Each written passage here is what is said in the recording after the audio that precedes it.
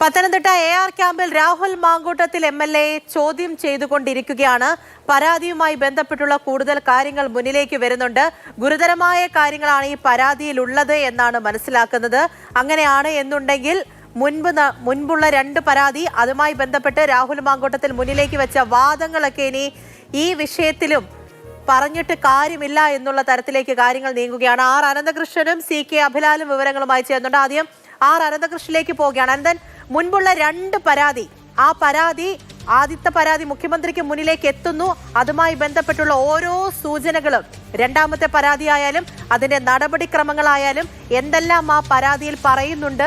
ഓരോ ഓഡിയോ സന്ദേശം, WhatsApp chat ഉൾപ്പെടെയുള്ള കാര്യങ്ങൾ നമുക്ക് മുന്നിലേക്ക് വന്നത്. പക്ഷേ ഇതിൽ നിന്നെല്ലാം വ്യത്യസ്തമായി ഒരാഴ്ച മുമ്പ് വന്ന പരാതി, അതിന്റെ ഒരു സൂചന പോലും തരാതെയാണ് പോലീസ് ഈ നീക്കങ്ങളൊക്കെ തന്നെയും നടത്തിയത്. അതായത് ഇത്തവണ രാഹുൽ മാങ്കൂട്ടത്തിലെ കയ്യിൽ കിട്ടണമെന്നുള്ള വലിയ ലക്ഷ്യം പോലീസിന് മുന്നിലുണ്ടായിരുന്നു.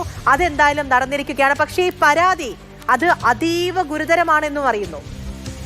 പൂജ, നേരത്തെ രാഹുൽ മാങ്കൂട്ടത്തിനെതിരെ ഉന്നയിക്കപ്പെട്ട ആരോപണങ്ങൾ, ആദ്യം അത് ശബ്ദരേഖയായിട്ടും പരാതിക്കാർ നേരിട്ട് വരാതെ മറ്റ് ചിലർ ആൾക്കാരുമൊക്കെയാണ് അതുമായി ബന്ധപ്പെട്ട ആരോപണങ്ങൾ ഉന്നയിച്ചത്. അതിനുശേഷമാണ് പിന്നീട് പരാതിക്കാരി നേരിട്ട് വരുന്നത്. പക്ഷേ ഈ രാഹുൽ മാങ്കൂട്ടത്തിനെതിരെ ആദ്യം ശബ്ദരേഖയും ആരോപണങ്ങളൊക്കെ വന്നപ്പോൾ അത് അന്വേഷിക്കാൻ വേണ്ടി പ്രത്യേക അന്വേഷണ സംഘത്തെ നിയോഗിക്കുകയും ചെയ്തു. പക്ഷേ അന്ന് അന്വേഷണ സംഘം നേരിട്ട വെല്ലുവിളി എന്ന് പറയുന്നത് പരാതിക്കാർ നേരിട്ട് വരാത്തതായിരുന്നു. അതിന്റെ അടിസ്ഥാനത്തിൽ പ്രാഥമികമായ ചില പരിശോധനകൾ നടത്തിയതല്ലാതെ മറ്റ് അന്വേഷണവുമായി ബന്ധപ്പെട്ട കാര്യങ്ങളൊന്നും മുന്നോട്ട് പോയില്ല. അതിനിടയിൽ പക്ഷേ പരാതിക്കാരി നേരിട്ട് മുഖ്യമന്ത്രിക്കാണ് പരാതി നൽകിയത്. മുഖ്യമന്ത്രിക്ക് പരാതി നൽകുന്ന വാർത്ത അപ്പോൾ തന്നെ പുറത്തു വരികയും ചെയ്തു. ആ സമയത്ത് രാഹുൽ മാങ്കൂട്ടത്തിൽ ഒളിവിൽ പോവുകയും ചെയ്തു. അതുകൊണ്ട് പോലീസിന് അറസ്റ്റ് ചെയ്യാനുള്ള ഒരു സാവകാശം ലഭിച്ചിരുന്നില്ല. പിന്നീട് വീണ്ടും 2 പരാതി, അതിനുശേഷം ഒരു പരാതി കൂടി വന്നു. അപ്പോൾ 2 SITകൾ രാഹുൽ മാങ്കൂട്ടത്തിന്റെ അന്വേഷണത്തിന് വേണ്ടി രൂപീകരിക്കേണ്ടി വന്നു. പിന്നീട് ഇത് AIG പൂങ്കുഴലിയുടെ നേതൃത്വത്തിൽ ഒറ്റ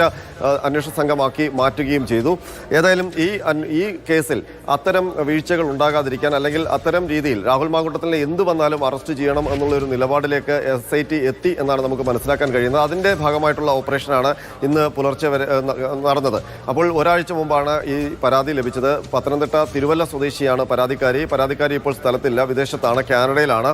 അവിടെ ഇരുന്നുകൊണ്ടാണ് പരാതി നൽകിയത്. ആ പരാതി ലഭിച്ച മാത്രയിൽ തന്നെ വീഡിയോ കോൺഫറൻസ് വഴി AIG പൂങ്കുഴലി നേരിട്ട് തന്നെ അവരുടെ മൊഴി രേഖപ്പെടുത്തി. നേരത്തെയുള്ള പരാതികളിൽ നിന്ന് വ്യത്യസ്തമായി കുറച്ചുകൂടി തെളിവുകളുടെ സാന്നിധ്യം ഈ പരാതിയിൽ ഉണ്ട് എന്നാണ് നമുക്ക് മനസ്സിലാക്കാൻ കഴിയുന്നത്. മാത്രമല്ല അതിക്രൂരമായ ബലാത്സംഗം നടന്നു എന്നാണ് യുവതി പരാതിയിൽ പറയുന്നത്.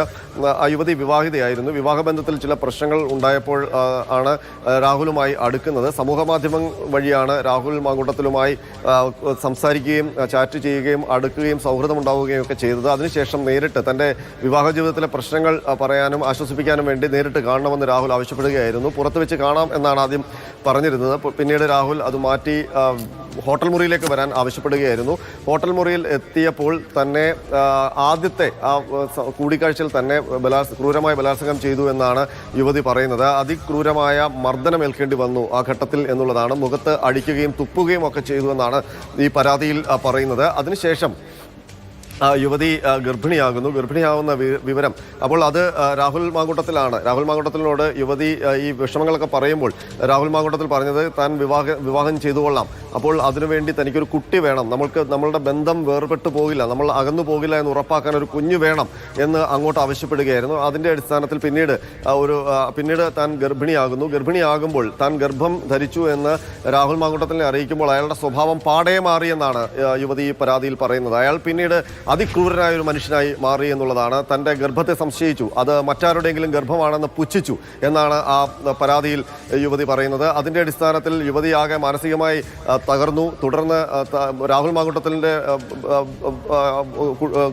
ഗർഭമാണ് എന്ന് തെളിയിക്കാൻ വേണ്ടി DNA ടെസ്റ്റ് നടത്താൻ യുവതി തയ്യാറായി. അതിനുവേണ്ടി ഒരു മെഡിക്കൽ ഏജൻസിയെ സമീപിച്ചപ്പോൾ മെഡിക്കൽ ഏജൻസി രാഹുൽ മാങ്കൂട്ടത്തിനോട് അങ്ങോട്ട് DNA സാമ്പിൾ ആവശ്യപ്പെട്ടു എന്നാണ് യുവതി ഈ പരാതിയിൽ പറയുന്നത്. അപ്പോൾ അത് നൽകാൻ തയ്യാറായില്ല. അപ്പോൾ അതിനിടയിൽ ഗർഭം അലസിപ്പോവുകയും ചെയ്തു എന്നാണ് യുവതി പറയുന്നത്. പക്ഷേ അപ്പോഴും തനിക്ക് നേരിട്ട ഈ പീഡനവും ഗർഭവും ഒക്കെയായി ബന്ധപ്പെട്ട കാര്യങ്ങൾ സംബന്ധിച്ച് കൃത്യമായ തെളിവുകൾ യുവതി രേഖപ്പെടുത്തി വെക്കുകയും ചെയ്തു. അതിനുശേഷം ഈ സമീപകാലത്ത് പരാതികളൊക്കെ വന്ന സമയത്ത് താൻ പരാതിയുമായി മുന്നോട്ട് പോകുമെന്ന് രാഹുലിനെ അറിയിച്ചിരുന്നു എന്നാണ് യുവതി പറയുന്നത്. ആ സമയത്ത് വലിയ തോതിലുള്ള ഭീഷണി രാഹുൽ മാങ്കൂട്ടത്തിൻ്റെ ഭാഗത്ത് നിന്ന് ഉണ്ടായി എന്ന് ഈ പരാതിയിൽ പറയുന്നുണ്ട്. തൻ്റെ കുടുംബത്തെ ഇല്ലാതാക്കി കളയും എന്ന് രാഹുൽ മാങ്കൂട്ടത്തിൽ ഭീഷണി മുഴക്കിയെന്നാണ് യുവതി പറഞ്ഞിരിക്കുന്നത്. തന്നെയും അപായപ്പെടുത്തും എന്നുള്ളൊരു ഭീഷണി രാഹുൽ മാങ്കൂട്ടത്തിൻ്റെ ഭാഗത്തു നിന്നുണ്ടായി. ഇതുകൂടാതെ വലിയ തോതിൽ ഈ സാമ്പത്തികമായ ചൂഷണവും രാഹുൽ മാങ്കൂട്ടത്തിൻ്റെ ഭാഗത്തു നിന്നുണ്ടായി എന്നാണ് യുവതി മൊഴി നൽകിയിരിക്കുന്നത്. പ്രത്യേകിച്ച് തെരഞ്ഞെടുപ്പിൻ്റെ സമയത്ത് തന്നോട് കൂടുതൽ ആഡംബര വസ്തുക്കൾ ആവശ്യപ്പെട്ടു. വില കൂടിയ വാച്ചും ചെരുപ്പും ഡ്രസ്സും ഒക്കെ വാങ്ങിച്ചു നൽകാൻ ഇയാൾ ആവശ്യപ്പെടുകയും അതിൻ്റെ അടിസ്ഥാനത്തിൽ കുറേയധികം പണം രാഹുൽ മാങ്കൂട്ടത്തിന് വേണ്ടി താൻ ചെലവാക്കി എന്നും ഈ പരാതിയിൽ പറയുന്നുണ്ട്. അപ്പോൾ ആ രീതിയിൽ അതിക്രൂരമായ ഒരു ബലാത്സംഗത്തിൻ്റെ വിവരണമാണ് ആ യുവതിയുടെ മൊഴിയിലുള്ളത്. ആ മൊഴി ലഭിച്ചതിൻ്റെ അടിസ്ഥാനത്തിലാണ് കൃത്യമായ ഓപ്പറേഷൻ AG പൂങ്കുഴിയുടെ നേതൃത്വത്തിൽ തയ്യാറാക്കിയത്. അതിൻ്റെ അടിസ്ഥാനത്തിൽ ഇന്നലെ രാഹുൽ മാങ്കൂട്ടത്തിൽ പാലക്കാട് എത്തി എന്നുള്ള വിവരം അന്വേഷണ സംഘത്തിന് ലഭിച്ചു. അവിടെ ഹോട്ടലിൽ മുറിയെടുത്തു എന്നുള്ള വിവരം ലഭിച്ചു. അതിൻ്റെ അടിസ്ഥാനത്തിൽ AG പൂങ്കുഴിയുടെ നേരിട്ടുള്ള മേൽനോട്ടത്തിലാണ് പിന്നീടുള്ള ഓപ്പറേഷൻ നടന്നത്.